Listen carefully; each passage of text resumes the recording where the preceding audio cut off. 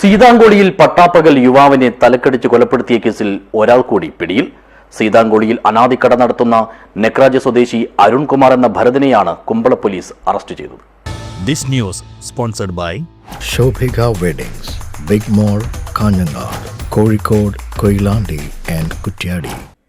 നീർച്ചാൽ ബാപ്പാലിപ്പനം കുണ്ടിക്കാനയിലെ സഫാഹിദ് എന്ന ഷഫായത്ത് കൊല്ലപ്പെട്ട കേസിലാണ് നെക്രാജ് സ്വദേശിയും സീതാങ്കോളിയിലെ അനാദിക്കട ഉടമയുമായ അരുൺകുമാർ എന്ന ഭരതനെയും കുമ്പള പോലീസ് അറസ്റ്റ് ചെയ്തിരിക്കുന്നത്.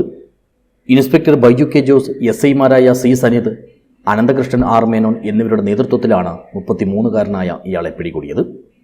ഇക്കഴിഞ്ഞ ഏപ്രിൽ 28 വൈകുന്നേരത്തോടെയാണ് സീതാങ്കോളിയിലെ ബീവറേജ് ഷോപ്പിന് സമീപത്തെ കെട്ടിടത്തിൻ്റെ പിൻഭാഗത്തായി ഷഫായത്തിനെ കൊല്ലപ്പെട്ട നിലയിൽ കാണപ്പെട്ടത്.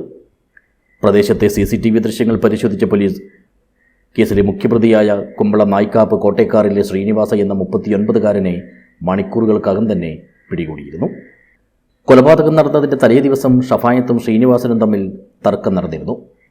ഇതിനിടെ ശ്രീനിവാസയുടെ കൈ ഷഫായത്ത് പിടിച്ചു തിരിച്ച് ഉപദ്രവിച്ചിരുന്നു അത്രേ. ഇതിൻ്റെ വൈരാഗ്യത്തിലാണ് കൊല നടത്തിയതെന്നാണ് പോലീസ് അന്വേഷണത്തിൽ കണ്ടെത്തിയിരിക്കുന്നത്.